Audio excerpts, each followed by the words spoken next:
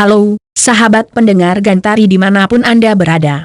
Semoga dalam keadaan sehat. Senang sekali bersama saya Tiar Sihombing. Saya akan membacakan sejumlah berita hangat yang telah kami sajikan untuk menemani Anda. Berita pertama datang dari Jakarta. Kasat ingatkan para Dansat harus perhatikan kesejahteraan anggota. Kepala Staf Angkatan Darat, Kasat, Jenderal TNI Dudung Abdurrahman, SC, MM, mengingatkan para komandan satuan, Dansat, agar selalu memperhatikan kesejahteraan prajurit. Hal tersebut dikatakan Kasat, saat memberikan pengarahan kepada segenap pejabat dan komandan satuan jajaran Kodam III Siliwangi yang digelar di lapangan Kodam III SLW, Jumat, 25 Februari 2022. Kedatangan Kasat yang didampingi Ketua Umum Persit Kartika Chandra Kirana Nyonya Rahma Dudung Abdurrahman di Kodam III SLW, disambut Pangdam II SLW Maijen TNI Kunto Arya Wibowo beserta para pejabat Kodam II SLW. Saya ingatkan para Dansat agar memperhatikan kesejahteraan para prajurit dan selalu mengayomi serta berani mengambil keputusan secara cepat dan tepat, ujar Kasat. Dalam kesempatan tersebut, Jenderal Dudung juga mengingatkan supaya para Dansat dan seluruh prajurit jajaran Kodam II SLW untuk terus berbuat baik kepada masyarakat, termasuk mengatasi kesulitan masyarakat melalui kegiatan-kegiatan positif dimanapun berada dan bertugas. Di samping itu, Kasat juga berpesan agar para komandan satuan menikmati kepemimpinannya dalam menjalankan tugas, selayaknya sebagai bapak, guru dan sebagai komandan. Apabila ingin berhasil maka harus mengerti tujuan hidup. Kemudian jika ingin sukses maka ia harus mengetahui tugas pokok, mengerti dan menguasai segala keterbatasan dalam satuan. Termasuk keterbatasan dalam dirimu sendiri serta mengerti unsur-unsur manusia sebagai bapak, sebagai guru dan sebagai rekan. Mainkan itu semua pasti berhasil, imbuhnya.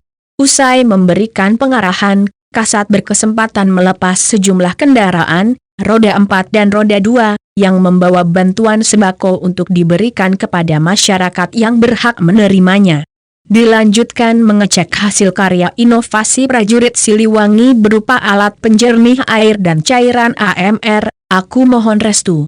Selain melaksanakan kunjungan kerjanya ke Kodam II SLW, Kasat beserta rombongan juga mengunjungi alma mater sekolahnya yaitu SDN 034 Rakomala dan SMP Ksik 1 Kartika untuk bersilaturahmi, yang berada di bawah naungan Yayasan Kartika Jaya Cabang Ksik Siliwangi.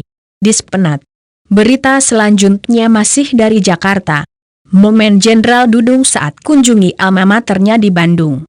Seusai melaksanakan kunjungan kerjanya ke Kodam II Siliwangi, Kepala Staf Angkatan Darat, Kasat, Jenderal TNI Dudung Abdurrahman, SC, MM, didampingi Ketum Persit Kartika Chandra Kirana, Nyonya Rahma Dudung Abdurrahman melakukan kunjungan silaturahmi ke alma mater sekolahnya, yaitu SDN 034 Rakomala dan SMP Ksik 1 Kartika, Bandung, Jumat, 25 Februari 2022.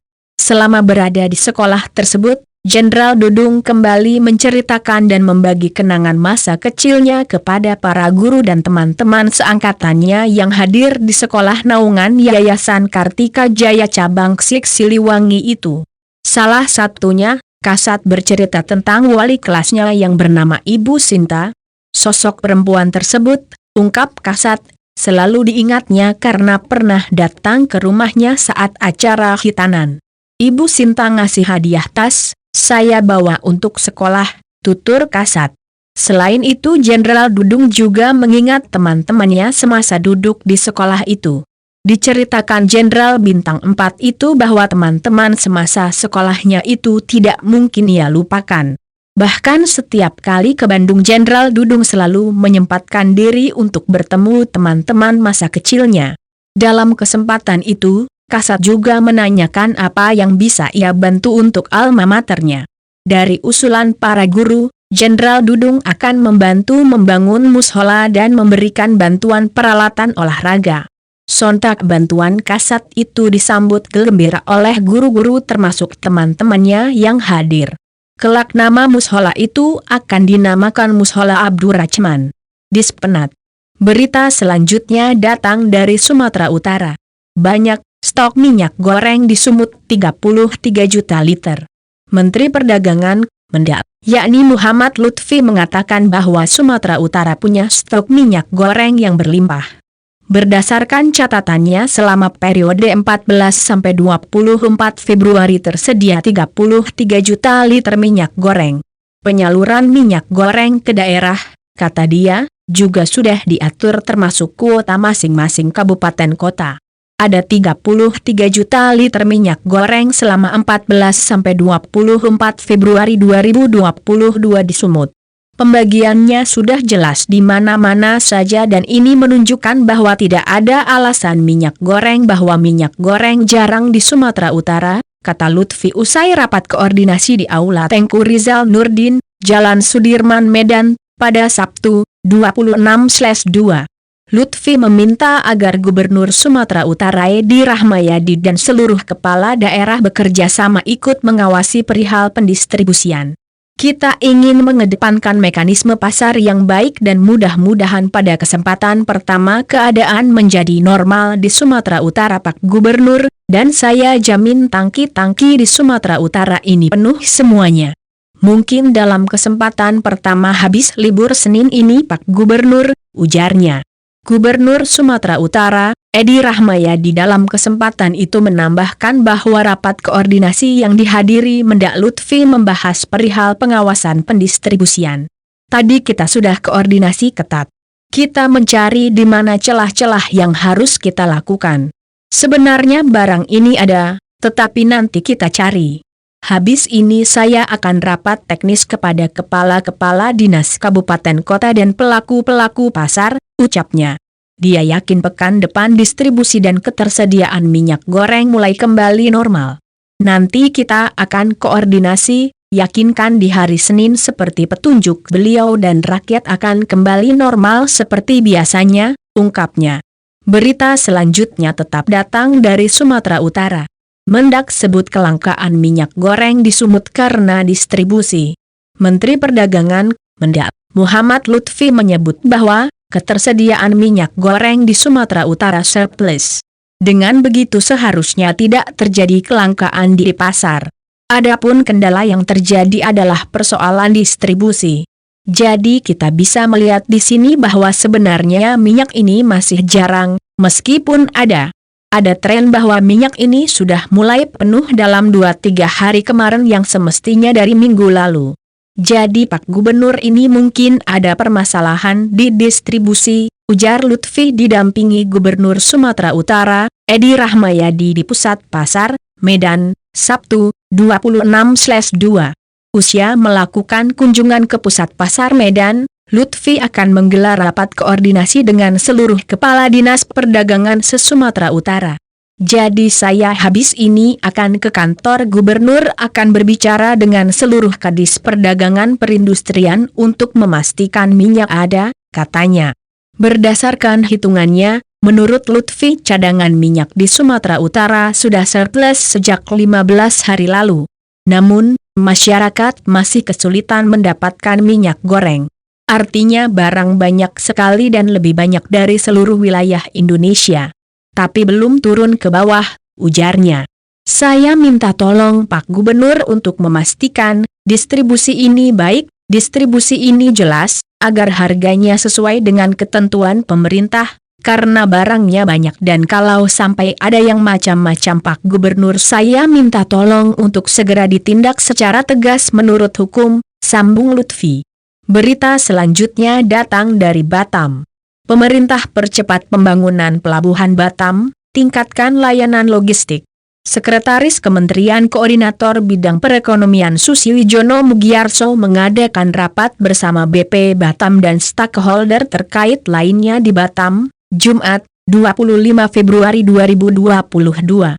Rapat ini guna mendengarkan secara langsung berbagai masukan terkait percepatan pembangunan pelabuhan di Batam dan peningkatan layanan logistik serta layanan kepelabuhanan di Batam.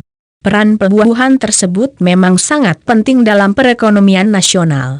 Pemerintah tentunya akan terus melakukan pengembangan dan perbaikan, termasuk di Batam, kata Susilo melansir Antara, pada Sabtu, 26/2.